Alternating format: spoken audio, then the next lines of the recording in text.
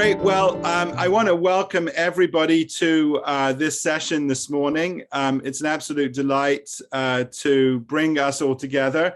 I am Michael Diamond. I'm the Academic Director of the Integrated Marketing and Communications Department at NYU School of Professional Studies, and I'm a Clinical Assistant Professor of Marketing in the Division of Programs in Business. And I am absolutely delighted that I get to sort of reflect on what has become one of the most sort of important, but let's be honest, also very festive schmooze fests of the calendar each year for marketers with Sean, Bryan, and Shayne Millington. Sean and Shayne collectively probably have won more awards than we would ever dream of. And if they were less humble, their shelves behind them would probably be heaving with the awards. But Shayne is the co-chief creative officer at McCann for New York. As many of you know, it's she herself, but the agency as well, is one of the most top awarded creative agencies in the world. Shayne won the Titanium Lion and the Grand Prix honors at Cannes. She's won an A&D Black Pencil and a Grand Clio for her work on Microsoft, one of McCann's major clients. And this year, Shayne was herself a judge in the branded experience and activations line category. So she really has an inside view. And you will have seen, no doubt, her work, or the finger of her work for Microsoft, for Macy's, for Verizon, for Target, for Nike, for Procter Gamble. So all of them have benefited from her sort of eye for detail and passion for this craft. So it's wonderful to be joined by Shayne, and I want to thank her for joining. And then Sean is the co-chief creative officer of McCann North America. He took on that spot in 2020 with a colleague, Tom Murphy, who will actually join us this evening. We're going to try and do this twice to capture folks on both sides of the hemisphere. We have many international students as well, so we'll do one in the morning, one in the evening. And Tom and Sean have led that team since 2022, and they were, prior to that, the co-chief creative officers of the New York office. Sean also serves as the global creative officer for the Microsoft account, a very important account for McCann. And one of the things, Sean and his team have to their credit is the very famous Fearless Girl campaign, and amazing work that was done for State Street, but also a tremendous campaign that we teach already in our classes, the True Name campaign for MasterCard, and a campaign, the Changing the Game campaign for Microsoft. So a lot of powerful work, not just for brands, but also some really strong work for social good. And I think that will be a theme of what we talk about today, the rising importance of purpose and the role of marketing and advertising, particularly in driving social good. And Tom and Sean and his team, have a lot of work in that space. Anyway, without further ado, what I wanted to do, I'm going to just remind you of the rules of the road. I think we're all sort of Zoom veterans now, but there will be plenty of time for Q&A. And what I encourage you to do is to type your questions. At the lower right, you'll see a little box that says Q&A. Probably has two speech bubbles, hopefully. I encourage you to type your questions in there, and I will moderate questions, and then we'll leave some formal time towards the end to cover questions. But if it's seeing something salient and immediate, I'll jump in, and see if I can get an answer to the question. But please use that forum. You can park questions. If you have a question as things are happening, feel free to park the question, and we'll come back to it. And then I think that's really all I want to say in terms of logistics. If I forget, I want to thank Phil Reeves and Patrick Brady, who've helped to set up the call today. And again, welcome all of you to this sort of webinar. I want to just do a little bit of, a few plugs, maybe slightly, in the salesy side of marketing. Everything we talk about today will come alive for you as students, if indeed you join us as students or your current students. We have a mix. And we're planning what we call a global field intensive next summer to attend the Cannes Festival and also take a week ahead of the festival in Paris with advertising agencies, technology companies, media companies. So a lot more details to be shared on that, and look out for those from the department. But I just want to give everyone a heads up that, you know, this could truly be an experiential thing, not just something we talk about. So feel free to scan the QR code, and we look forward to you joining us. The other thing I want to talk about is a little bit about the department and the school, and why, you know, we're so committed to this field of marketing, and you know, our role, the role we think we play. Sean and Shayne both, you know, very thoughtful, who were asking about who's the target audience, and you know, what do you do, and how can they best address their comments to this group of folks that have joined for the webinar. And what I like to say is that I think we're very well placed to equip future leaders of marketing and PR, and generate a lot of valuable applied research. And the three things probably that distinguishes is we take an integrated approach to marketing and PR. And I would imagine that will be part of our conversation today. You know, a lot of folks in our industry are thinking much more about how the various disciplines come together in a way that they used to be more separate. So, you know, NYU SBS's programs are set up to think about things in a more integrated way. We are anchored in the media and marketing capital. You know, while the industry is global and the world is virtual, there is still an enormous energy and you know, creative force and technology force and business force that lives and works and studies and educates each other around New York. And I think that's allowed us to gather together some really extraordinary reflective practitioners as our faculty, some of whom join us today on this call indeed. And then the third thing is that, you know, both by nature of being in New York City, but also I think very much reflective of NYU as an institution, we are inherently a global and very diverse community. And as you'll see from lots of the examples we'll discuss today, you know, inures to the benefit of all creativity, all marketing and PR strategy, to have that lens.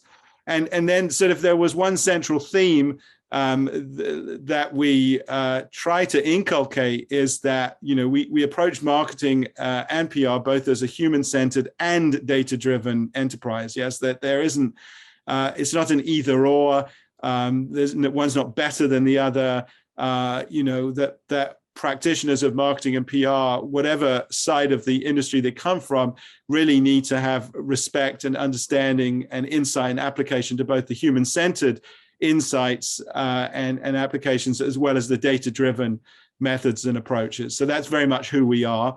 We run two very, very well-established master's programs. One is in integrated marketing, which has different disciplines like brand management or digital marketing or marketing analytics. We also run an award-winning, very sort of well-respected program in PR and corporate communications, where you can make a specialty in either PR management, which would include things like PR consulting and the agency work, or the more internal sort of corporate and organizational communications. And then we're very proud that we are in the process of launching a new executive master's. And I think several of our potential students or those who have already applied are on this call. This is a master's degree designed for folks who have probably 8 to 10 years or bit or more experience, so a little bit more experienced professionals who are looking for an opportunity to advance or pivot in their careers.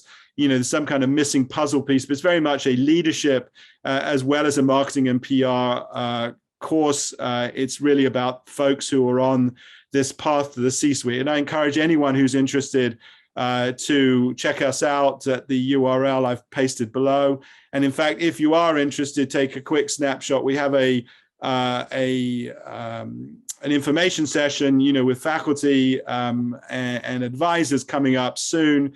This is a tremendous opportunity to learn more about a very unique, innovative program designed by CMOs and chief communications officers. Very leading senior people in an industry have come together to put this content together, and we're very excited about it. So if you are interested, please reach out and at a minimum attend the webinar. So the other thing, you know, the story is good for graduates of our programs. You know, 92% in marketing, it was that fluctuates between 92 and 98%, get jobs within 6 months of graduating. The MSPR, actually last year, that number was 100, so with between 90 and 100% of students in PR are getting jobs, and they use the facilities of NYU and the networks of NYU, and many of them, half of them are getting jobs before they even graduate. So, as we look at outcomes, it's obviously very important to us to help students situate in new jobs and new careers, et cetera. And this is one measure of that. What I wanted to do is just do a super quick intro to Cannes Lions. For those of you who haven't attended or are less familiar, interestingly, the competition, the festival, it's both a festival and a competition, started in the 1950s. The film festival, which people associate with Cannes, had already been going. And a group of people actually, interestingly, in cinema advertising, making what they called advertising films, felt that they ought to have their own festival and get together. So in 1954, they established a festival. Actually, it was first in Venice. But, this has grown to be an enormous festival that fluctuated for a while between Venice, Monaco, and Cannes, and then settled, I think, in Cannes in the 80s. In 2022, which we've just left and what we're going to sort of reflect on, there were over 22,000 entries for the awards. There are many, many categories for the awards, but there are over 22,000 individual entries, all vying for one of the many Cannes Lions awards.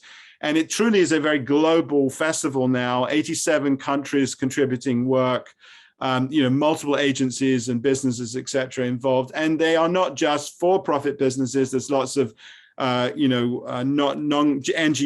and charities and causes and public policy, et cetera, et cetera.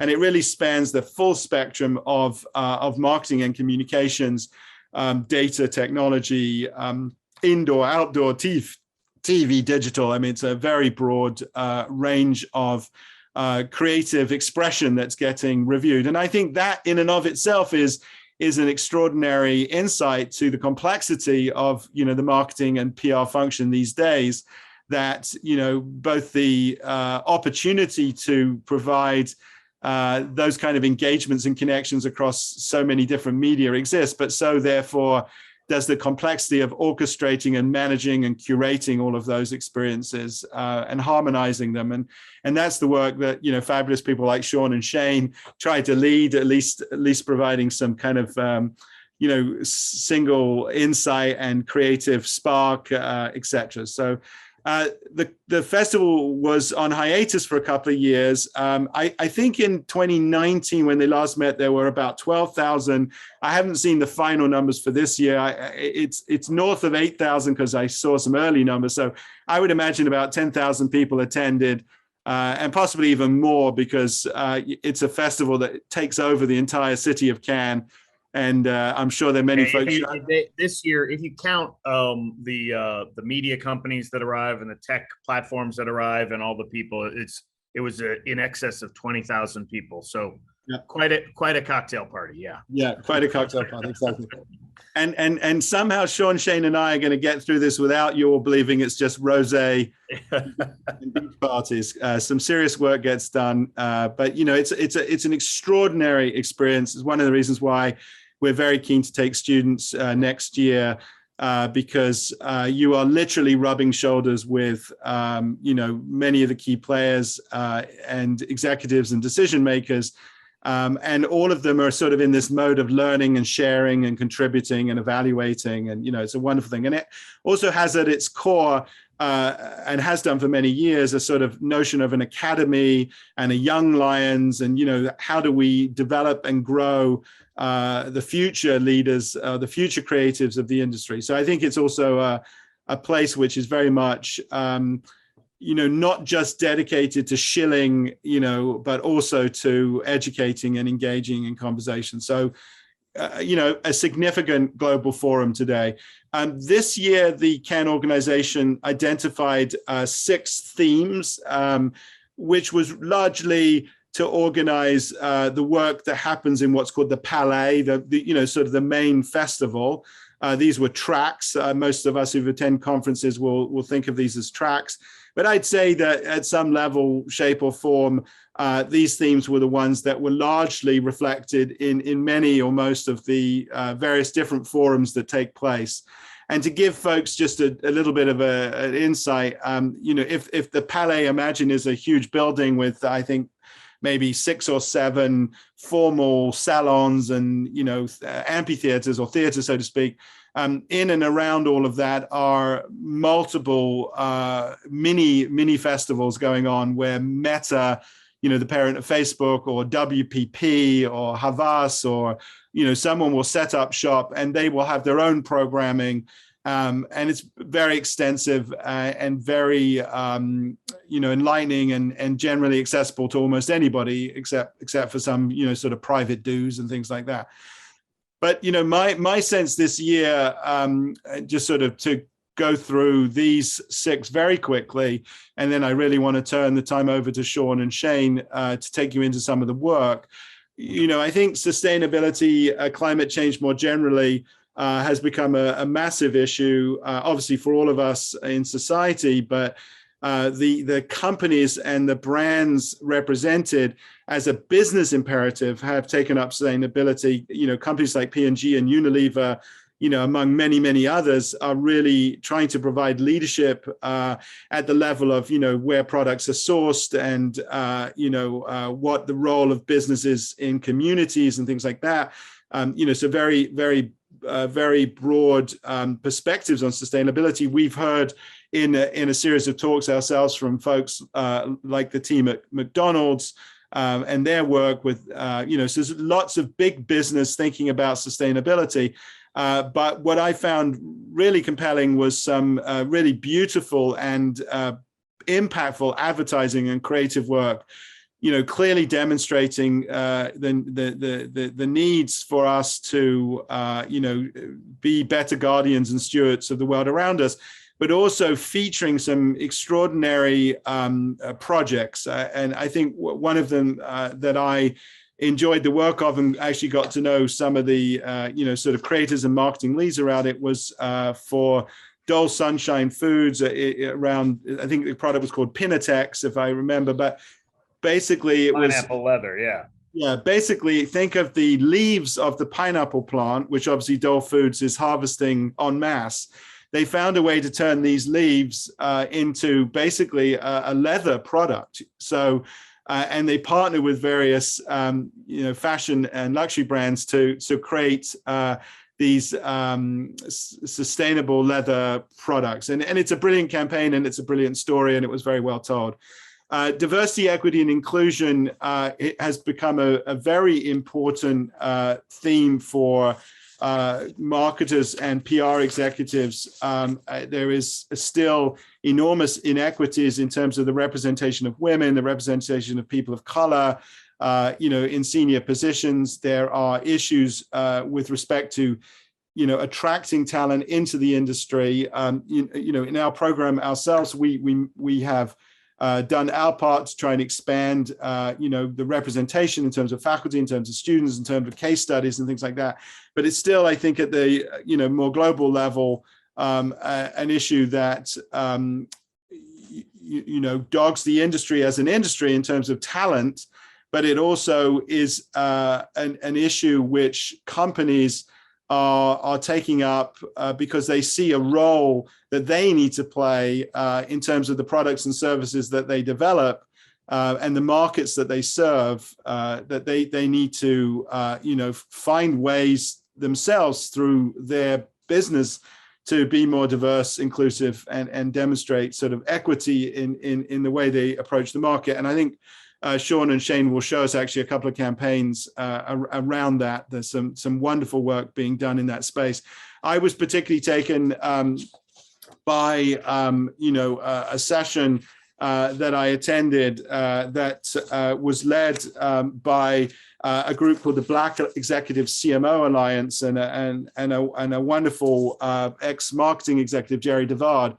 And, there was a lot of discussion there about that, one of the things that we need to acknowledge is that the work that the entertainment industry does, the work that the media and advertising industry needs to reflect the community impact that Black culture has as well. So there's some sort of real formal thinking about how creatives, diverse from diverse backgrounds, how business and marketing executives, their broader impact and on society and the work they do is reflected and enhanced. So, it was certainly a very strong theme.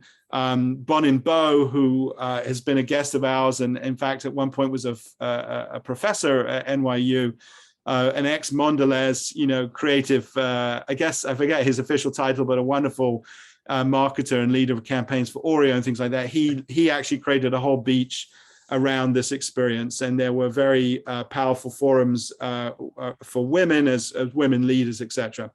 Data and technology, in a funny way, I thought data and technology was a little bit more muted this year, or at least it sort of morphed into a discussion more around things like the metaverse and opportunities that might exist using these new platforms. A lot of I would say uncertainty about the future of the metaverse. I mean, one speaker said, if anyone tells you they know what the metaverse is, they are lying. That was his quote, which I thought was kind of witty. But there were clearly multiple examples given of both the metaverse as a place for creative expression, but also as the metaverse as a potential place to create new revenues and redefine brands. So, for example, the CMO of Pepsi has really started thinking about Pepsi not as a product, but as a brand, and how in the metaverse you can create a whole new identity for Pepsi beyond the idea of a bottled soda. And get into music and entertainment, So I think people are looking to the metaverse to help them redefine their brands in very, very substantial ways, not just new access points to the same expression of the brand.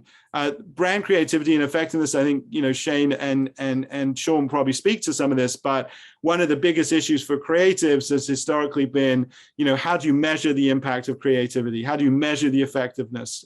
And the group that controls Cannes, which is called Ascential, ASCENTIAL, also owns a company called WARC, which is a wonderful resource. All students at NYU have access to the WARC resources, and they're very much dedicated to measuring the effectiveness of advertising. And I think there's increasingly really good work to show how it works at a second by second, pixel by pixel level. Talent is a very big discussion. There has been, at least there's a belief that the shine is off for working in marketing and PR, and it doesn't seem quite as glamorous or attractive as it used to be. There's a lot of anxiety, I think, about whether people graduating from undergrad or universities are going to be attracted to a career in marketing and PR versus, something more directly entrepreneurial in a startup, or going to work for more directly to support a social cause. I've been invited to serve on a global committee with the ANA to look into this issue. So there'll be a lot more work, I think, in this space. And then finally, and I've addressed this a little bit, marketers really have been accused, I think, in the past as somewhat sort of losing a focus on the broader sense of growth and business transformation, i.e. that while they really, honed the creative work they were doing or figured out brilliant ways to do digital and performance marketing, they may have missed the bigger picture of how to help brands and businesses grow substantially. And even sort of transform into new forms of branded expression or new forms of business models, etc. So there was quite a lot of discussion about the role of marketers and PR indeed in helping CEOs redefine, reshape businesses, etc. So I'm going to leave it there because I, as much as anyone, would love to hear from Sean and Shayne, and very happy to pick up the conversation. So let me see if we can do a smooth transition here. I'm going to stop sharing, and then Shayne or whoever you want to do. So hang on one sec. Here we go. Yeah, as Michael said, and thank you for the introduction. the Cannes Festival of Creativity has been happening since 1954. It's a huge thing, 20,000 people, 20,000 plus entries. This year they awarded 800, usually about of all the entries, the ones that get a lion are about 1% to 2%. So this year they gave out 826 lions across all the different fields and all the different things. It's very, very hard to get. But it's interesting. You kind of almost have to start and say, why does this matter? Why does Cannes matter? Advertising, as Michael said, is a bit of a schmooze fest. There are a number of awards. We've won many of them. He mentioned the One Show, the DNAD, the Effies. There are lots and lots. In fact, we're the second most awarded industry in the world, behind fashion, which is the only thing more subjective, I think, than advertising, right? And part of it is that I think we tend to gather in creative fields and look at our stuff and peer review our best work to decide what is really good and what is moving the industry forward and what is making a difference in the world, and not just a job that you're getting paid for. It's also global.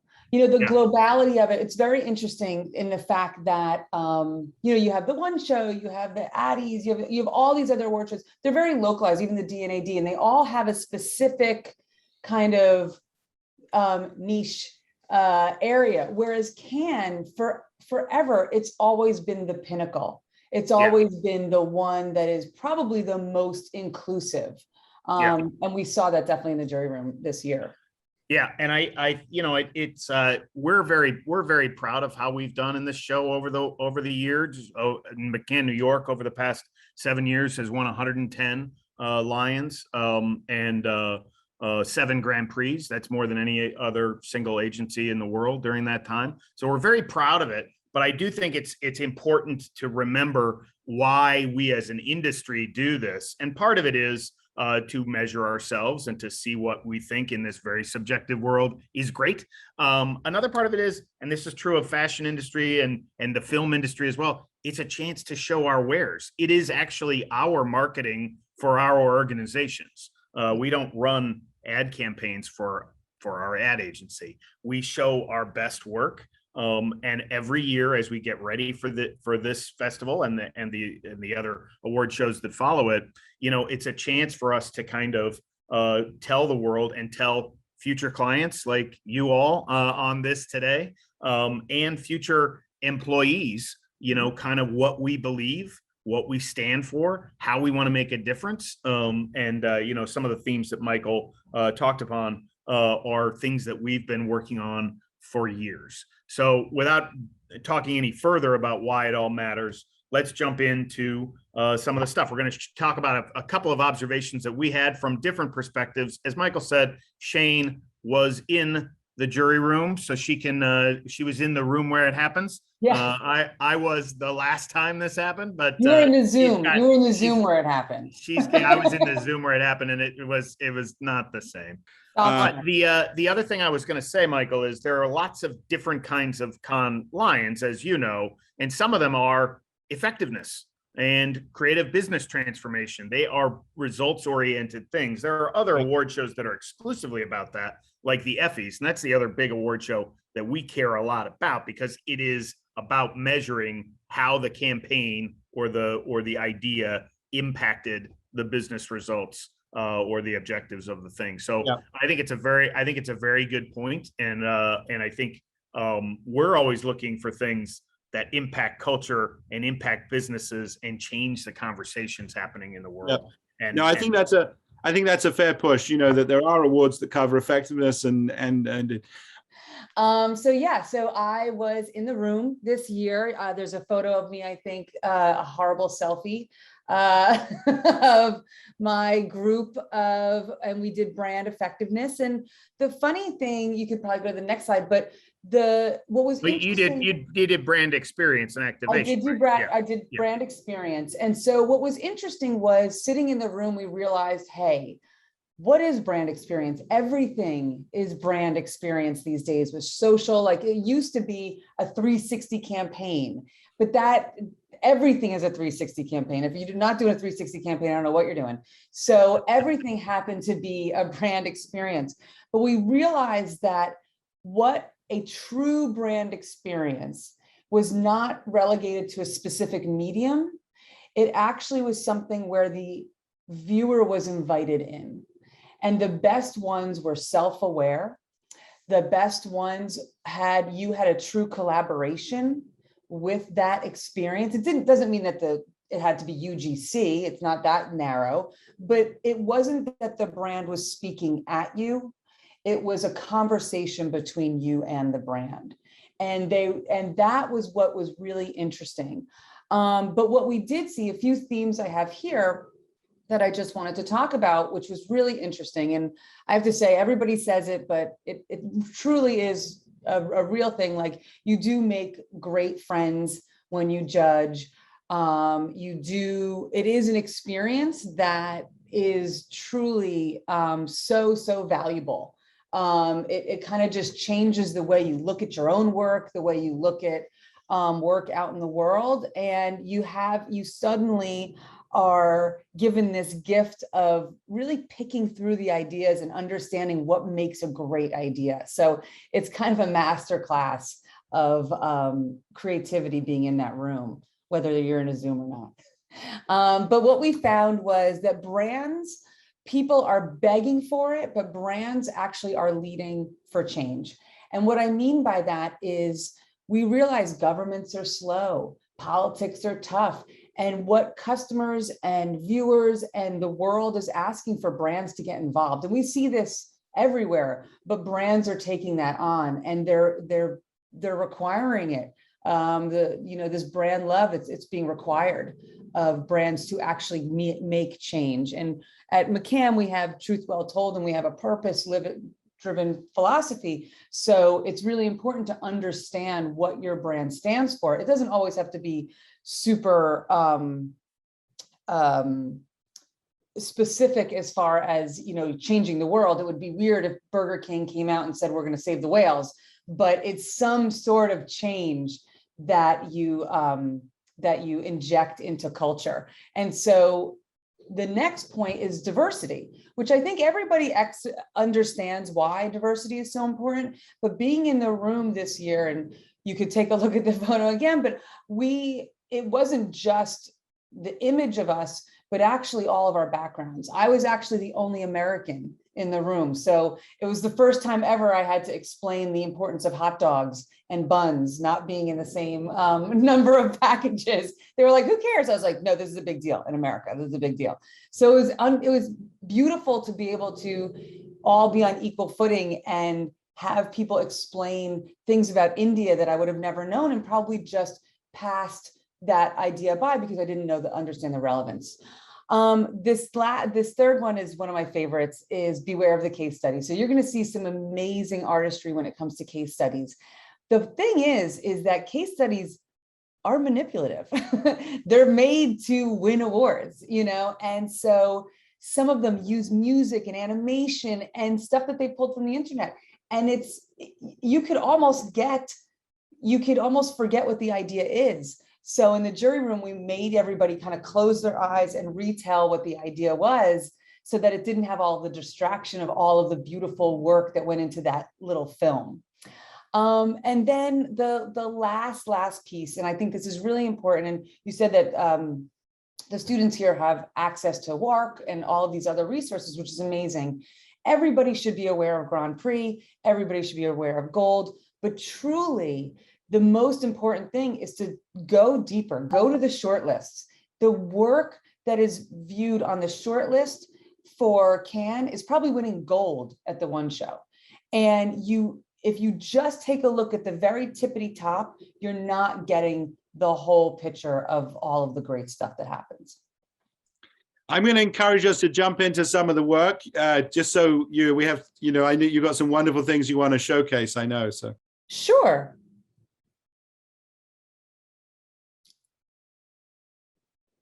Yeah, I mean.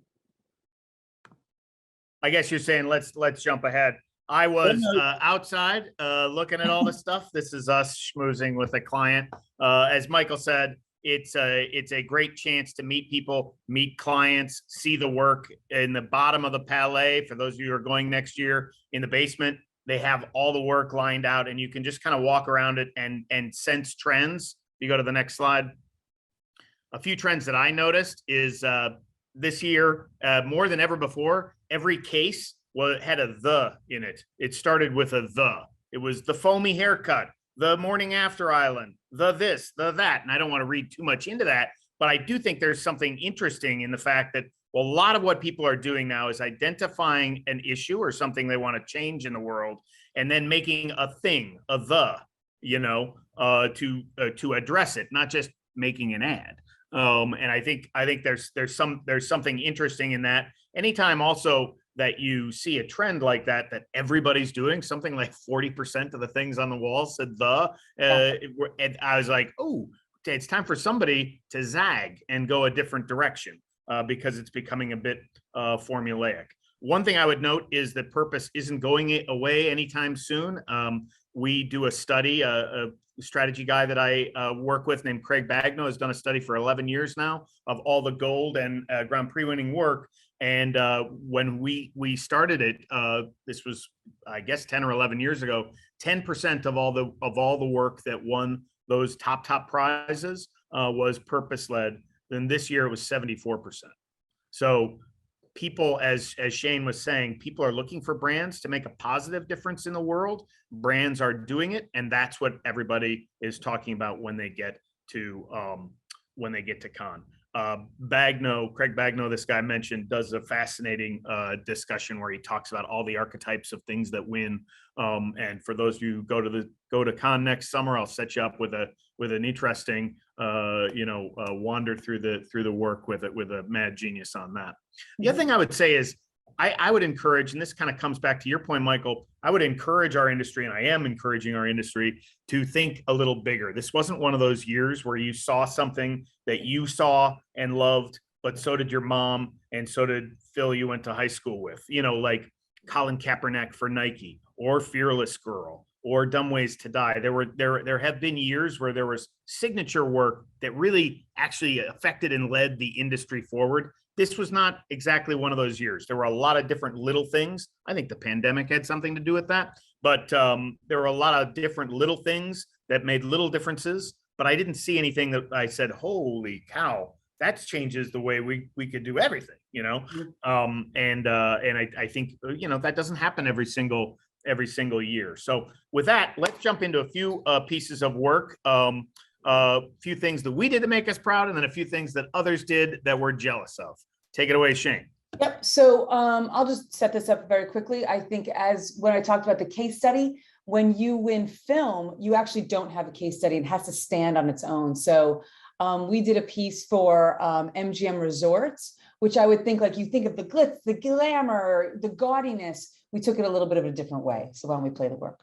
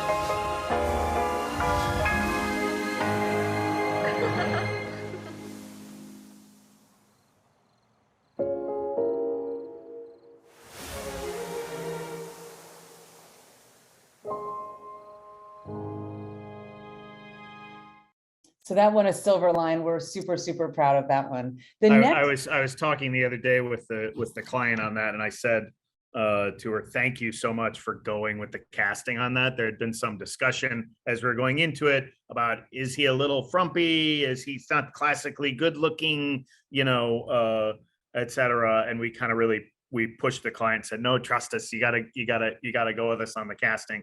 And it makes a huge difference. He's just an interesting, watchable, real feeling person. Doesn't seem like some actor, and I think little decisions and getting clients to trust you and take a leap with little decisions makes a huge difference. So I'll talk about the second one. One of our clients, and you mentioned True Name was a thing we did with the same client at the last con that picked up a Grand Prix. They are looking around actively, and MasterCard is an amazing client because they're leading not just their own company, but they're leading the industry forward in a lot of ways, and making banking more inclusive and pushing not just their own cards, but opening. They do a lot of kind of open source thinking, and True Name was one of that. This is another where they said, look, there's hundreds of millions of visually impaired people around the world, and every time they reach for their wallet when they're out in public, they have a problem, and maybe there's a simple design solution. So take a look. I was born legally blind. There are over 2.2 billion people with low vision in the world. Credit cards used to have raised numbers, and now they're unfortunately losing that tactileness. Which one is my credit card? Now I have to get somebody else to go through my cards. All the different hacks out there for cutting the corners of the card, fixing tape to the card. I can get very anxious if I need to go to the store. So we created the Touch Card in a years-long collaboration with the low vision community and accessibility leaders from around the world. We looked at cutouts, tactile features, every corner of the card to understand how does a blind or partially sighted consumer engage with their card. But the only design that mattered was the one that felt right to the people using it. A simple yet elegant solution. The Touch Card introduced an accessible system of notches that allowed anyone to identify their credit, debit, and prepaid cards with just a touch. Based on our learnings, the notches were designed around simple geometric shapes that anyone could learn and remember instantly. Curved for debit, straight for credit, and triangular for prepaid. The Touch Card works at every type of terminal and ATM globally, and the position of the notches not only shows low vision people which way to insert the card, it avoids inner wiring, allowing us to add our notch to any card in the world. For the first time, low vision cardholders could shop with the ease and confidence they deserve. The Touch Card was covered in publications from business to tech, and the rollout has begun in the Middle East and Asia Pacific. When we started, there was no blueprint. Today, we've introduced a new standard for accessibility that we're making available around the world, so that every card will be a Touch Card. Just a little notch is huge progress. Very simple, but a cool one. And finally, Shayne, you want to take us into the world of music? Yes, so this one is Anthem for All. This was a thing that we did with Microsoft, and the fact that there are so many musicians around the world that have lost their ability to play, and a lot of them are actually vets. So we worked with Invictus, where that is a organization where vets actually come back, injured vets play in an Olympic style games. So we were able to create an anthem and then actually create a working prototype on the computer that everybody could use. So take a look at this one.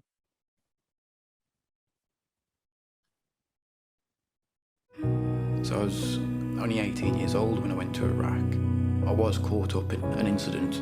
37% of my body suffered with third-degree burns.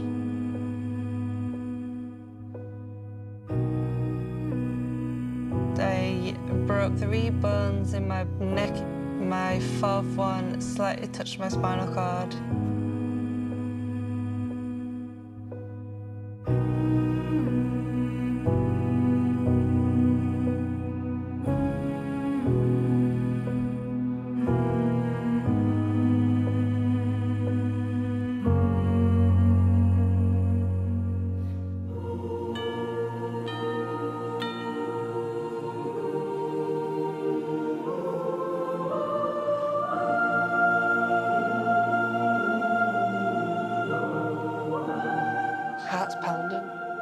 Anthem for All is about empowering everyone to play music and help create something that will be part of the Invictus Games forever.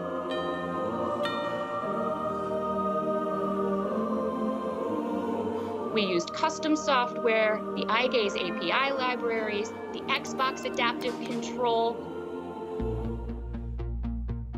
Invictus, are you ready? To hear the anthem played at every medal ceremony was amazing. Wounded warriors from all over the world at the Invictus Games.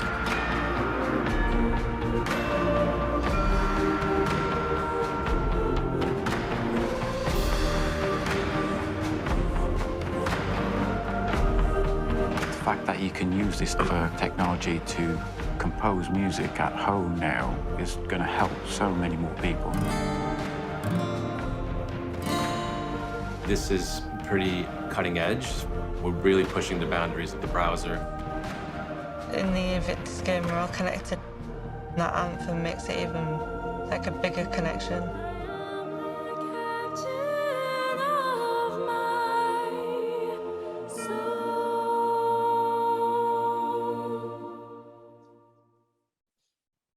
It's really cool. And I think the last part, the allowing everybody to use this technology to play music in a new and different way. We developed this head tracking software that works off of any laptop and allows you to kind of, move your head and play music in that way. And I think doing things like that are important where you can scale it. It's not just a little thing that we allowed 6 musicians one time to do. It's a new way to allow everybody to play music, and we have great hopes for that kind of rolling out and impacting the world. So those are a few things that we created that we're proud of this year and that did well. But the other thing you always do when you come back from Cannes is you say, shit, I wish we'd done that one. Things that you're jealous of, things that made us jealous. So we're going to take you through 4 of those. Shayne, you want to jump in? Yeah, so this is the Morning After Island. I don't know if any of you are familiar with this one, but in 2009 in Honduras, they got rid of the sale of the Morning After pill. And this very small, very inexpensive stunt, if you will, actually overturned that. So it's really just showing how small budget, strong idea can have a massive, massive impact.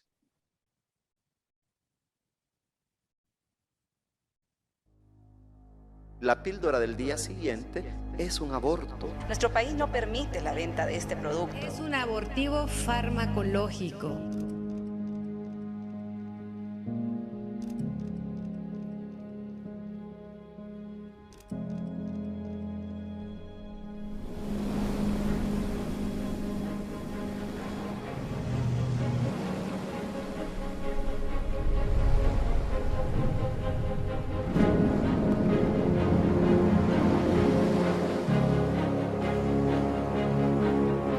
En ausencia de sus derechos, las mujeres hondureñas han fundado una isla. La isla del día después. Ahora irán a un espacio seguro en medio de alta mar.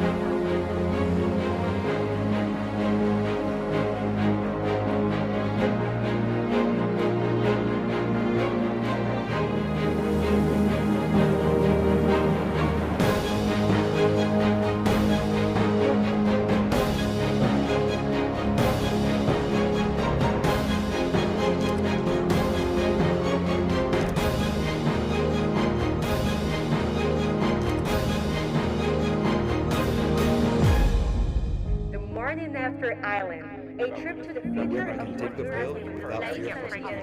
4 metros cuadrados con más generado apoyo de todos los rincones. A creative solution for Honduran women.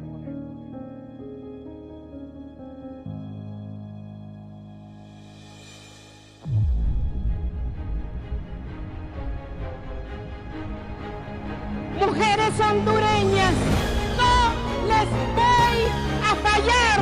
Voy a defender sus derechos. Cuenten conmigo.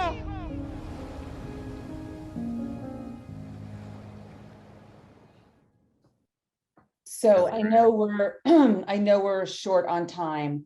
A few of the other things that we have to show, I don't know if we're going to get through them, but this next one, very heavy and have created disruption in a very different way. When you say disruption, you assume that it's got to be heavy duty stuff and pull at the heartstrings. Well, it doesn't always have to be. This has the disruption factor in a very fun way. It's also probably one of the best case studies that was manufactured. I think it's hilarious. But it also, we saw a lot of work in the room around gaming, and a lot of them got it wrong. A lot of them felt as though, if we just put it in the game, then we're into gaming. Well, this actually took a very massive insight that gamers everywhere understand and hate and put a hilarious spin on it. But also, like I talked about with brand experience, it brought it through the entire idea. It just wasn't one thing. They brought it through to the print, they brought it through to the video, even in the metaverse. So take a look. Yo, man. Hey. Did you see what Burger King did? Nope. They did a gaming campaign. Wow. Like every fucking brand in the world is doing gaming campaigns. Yes, but this one's different. They are making fun of our glitches. Our glitches?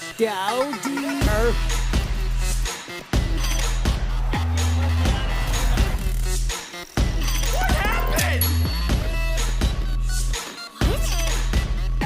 I have no idea what's going on.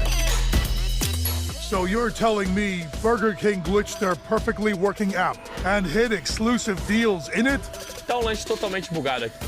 Yes, Mr. President. And that's not all. They also glitched the Whopper in real life. And people went crazy for it. Mas batata frita aqui dentro, mano, do Whopper. Nugget, onion ring. A batata está no lanche.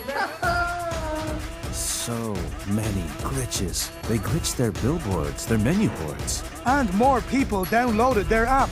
And if gamers shared their own glitches on Twitter, they got glitch discounts too. But get ready for the worst. They even created a glitch store inside the metaverse. A fully playable glitch restaurant that brought more and more attention to the promotion. Burger King did all of that? Well, it's even worse than when they tricked us into playing for Stevenage. But who would enjoy such a stupid promotion? Humans. There's definitely something wrong with them. Take a look at the results.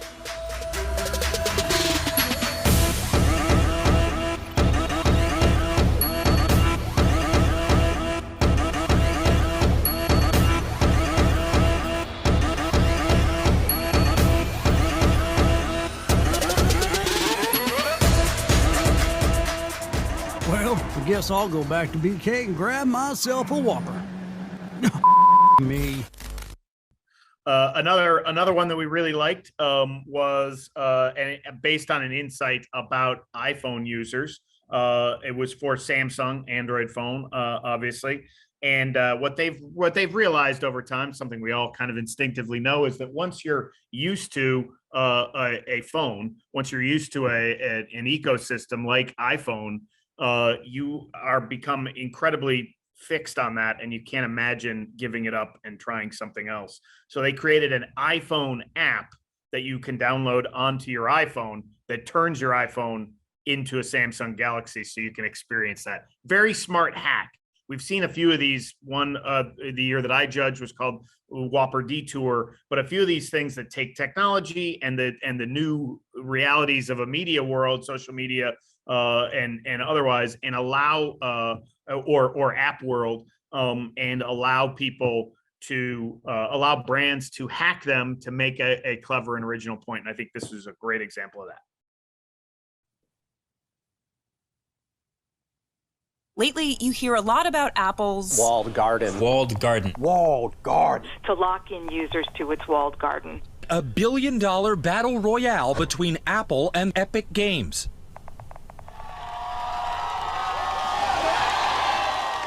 How about this next one? Samsung, they did something. If you and I were from the UK, we would say, that they did something cheeky.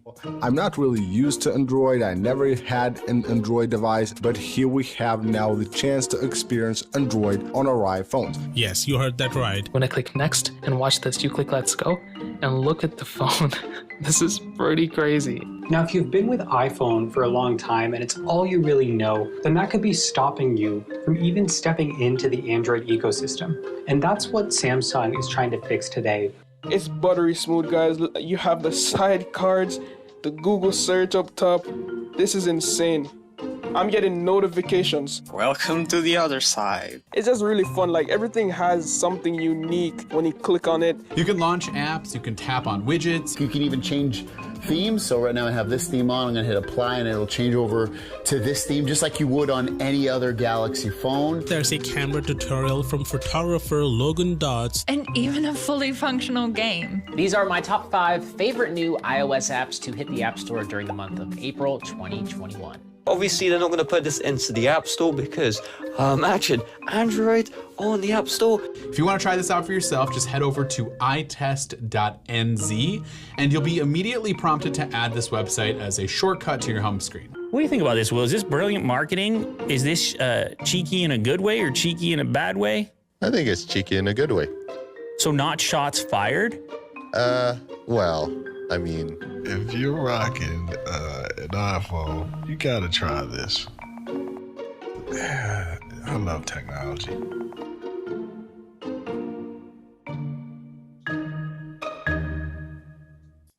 So that last statistic, to your point about results, they got 12 million iPhone users to try what it would be like to have an Android phone. That I think that's pretty impressive for a little app. Yep. So we really like that one. Another one, and it's the case study film is 6 minutes long, so I'm not going to talk about it. But it's another example of what we call spotlight and solution kind of approach. It's bring a spotlight to a group of people who maybe the population at large hasn't been thinking about, that have a specific problem or a specific need, and then providing a solution to help them with that need. And this is about people with motor neuro disease. And it was a thing that Dell and Intel, it was a big collaboration with Dell and Intel and Rolls-Royce even. I don't know exactly how they got involved, but a big collaboration with a number of brands to help people with motor neuro disease. And motor neuro disease is a thing where you lose the ability, your brain and your mouth, you lose the ability to speak. So you're still there. You still have all the same thoughts. You want to communicate with your kids and your loved ones and your family, but you can't talk anymore. And it's really heartbreaking. They did an amazing, sort of docu-style analysis of what happens in these families when dad or mom can't speak anymore, and they can still think all the thoughts that they want, but they can't talk. And so what they did was they came up with a book that they call it Banks Your Voice, but a book that had all the different sounds you need to make to recreate a voice digitally.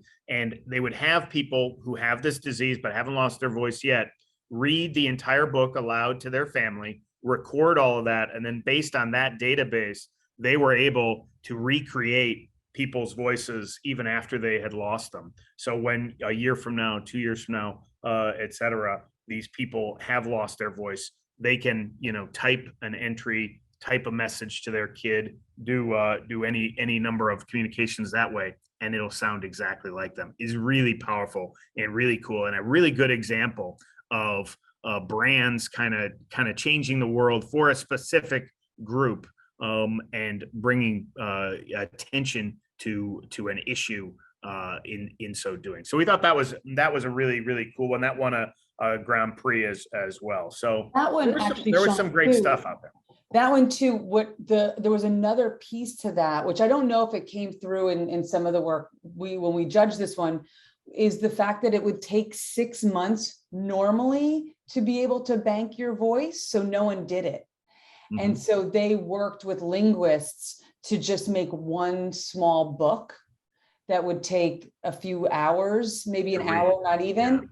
to do it. And so now many more people use the technology to bank their voice. Whereas, you know, if you're asking someone who's having a hard time to speak, do it for 6 months, no one's going to do it. So it's kind of, I thought that was kind of cool. That was it. I know we were trying to save some time for Q&A, but we've gone 6 minutes over as it is. Michael, how do you want to? Well, if you have a couple of minutes, one or two quick questions to round out. First of all, obviously, thank you so much, and I encourage all of the students, anyone listening, to sort of watch this last film. It's really beautiful. It's very powerful, and you know, was you know, it was just the storytelling was excellent, but also the underlying service and product was really ennobling to see. You know, and perhaps is a good ad to end on in the sense that, you know, a lot of discussions when I went out to Cannes at the beginning, I went to sort of a Prix thing, and there was a lot of talking about this idea of making marketing noble again, you know, and trying to give marketing back some cachet and importance. And I think you've given us some wonderful examples where marketing and advertising can do that, or the role it plays is seen as one of ennobling. I had, I guess, two questions.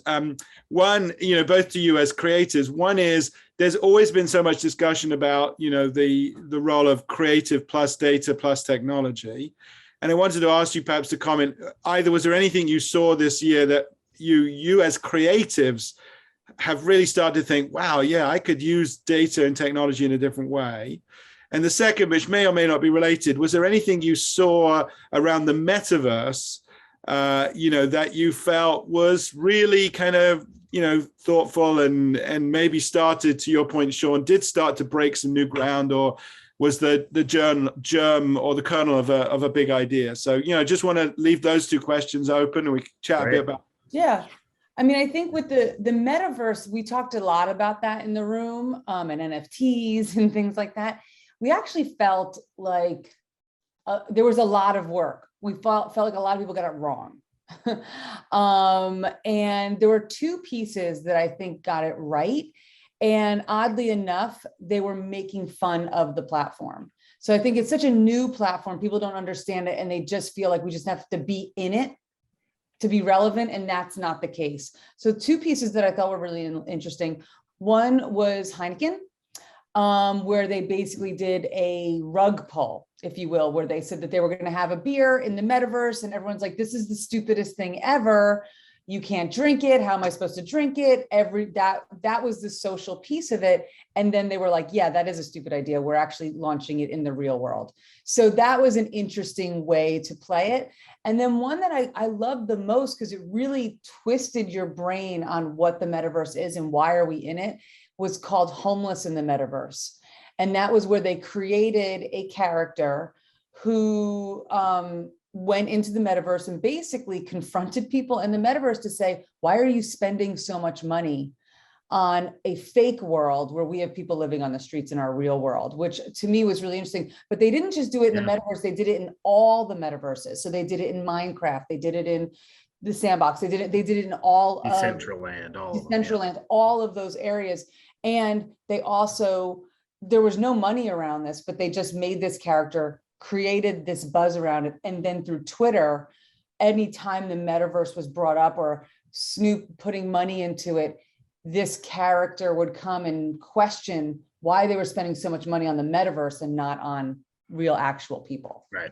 You are right, though. A lot of this stuff, and it reminds me, the first time I went to Cannes was 1997. I was on a Young Guns creative, you know, when I was what's the word, young, and that was a time when people were, when the new thing was the internet, and people were saying, we're going to do something on the World Wide Web. Or later, you know, brands would say, we're going to send out a tweet on Twitter. Right. Like, okay, well, that's a channel. That is a place where you can do something. But what are you tweeting out? What are you doing? And I think that's really the question, both with NFTs and with you know, and with the metaverse, is like, yeah, doing something there is fine, but you just saying we're going to do something on the metaverse or we're going to release an NFT does not necessarily mean you've done a great creative job, you know. Now, to your other question on data, it wasn't like a breakthrough year for data. There's a Lion called the Creative Data Alliance, and there wasn't a ton there. Probably my favorite thing was something that one of our affiliated agencies did called the Black Elevation Map, which used data of places where there were mentions of African American community actions and things, and created a map with higher elevations, like a topological map based on that data as to where you would want to travel and stuff. There, it was based on an old thing called, I think they were called the Green Guides or something, but they were African American Green Book, African American travel guides, and this was like a data-driven modern version. It was really, really, really cool. Check it out if you get a chance. Beautiful design too. Yeah, fantastic. All right. Well, I think I'll draw this to a close. I feel like we should have you back and do a whole thing on the metaverse, and we could probably have a longer conversation. The school is next year at Cannes. We'll Cannes, excellent. Explore the palais and look at it. As they say, with a glass of rosé in our hand. But anyway, I want to thank both Sean and Shayne for their time with us. Really an illuminating trip around the bases. If you can't get enough and want it all again, we're back here at 6 this evening. I think Tom's going to join us, Tom Murphy with Shayne. And I'll be a bit more disciplined about my timing at the beginning, so you guys get more airtime. But I want to thank you on behalf of all the students and our faculty and any prospective students on the video today very much for your time and insights. It's a delight to talk about these things, and look forward to continued conversation. So thank you both very, very much. Thank you. Thank you. Bye.